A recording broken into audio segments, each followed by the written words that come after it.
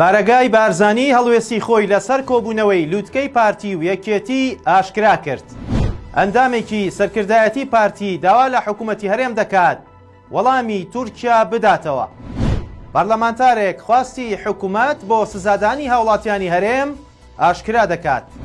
سڵاوتان لێبێت و هەواڵی ڕۆژتان پێشکەش دەکەم. ئەندامێکی ئەنجومەنی سەرکردایەتی پارتی ڕایگەیان پێویستە لەسەر حکوومەتی هەرێم وەڵامی تورکیا بداتەوە.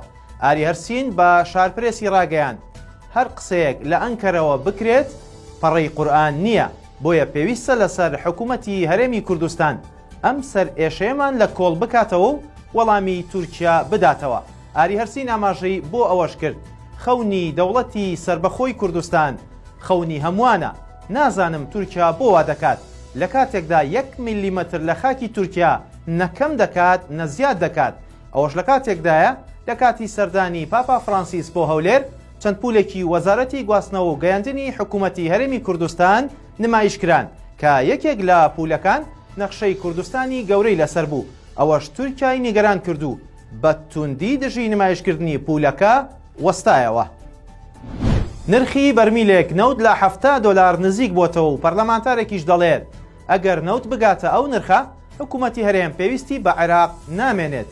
بە گوێرەی دوا نرخی نەوت ئێوارەی دوێنێ بەرمیلێک نەوتی خاوی برێند بە $69.22 مامەڵی پێوەکرا و بەرمیلێک نەوتی سووکی تەکساسیش بوو بە $65.61. هاوکات ڕێکخراوی ئۆپیک پێشبینی کردووە لە نیوەی دووەمی ئەم ساڵدا خواست بۆ نەوت بە شێوەیەکی بەرچاو بەرز ببێتەوە.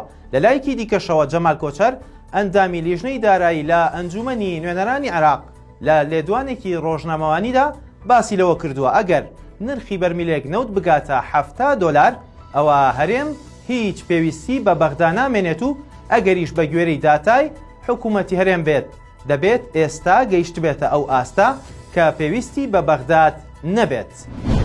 لەبارەی کۆبوونەوەی مەسعود بارزانی و لاهور شێخ جەنگی بارەگای بارزانی هەڵوێستی خۆی ڕاگەیاند و دەڵێت هەر کات لاهور جەنگی داوای لێبوردنی لە هەموو خەڵکی کوردستان کرد ئەو کات بارزانی لەگەڵی کۆ دەبێتەوە. ئامینە زیکری بەرپرسی دۆسەی حکوومەت و پارلەمان لە بارەگای بارزانی باسی لەوەش کردووە کێ هەبوو دڵی بەوە نەشکێت کە لە 16 ئۆکتۆبەر لە کەرکووک ڕوویدا و توشکێتی کەواتە کەسێک ئەو کارەی کردبێت پێویستە داوای لێبوردن لە خەڵکی کوردستان بکات. وەک ئەو بەرپرسە ئاماژەی پێکردووە هەر کات داوای لێبوردنی کرد ئەو کات دانیشتن و کۆبوونەوە لەگەڵی کارێکی ئاساییە.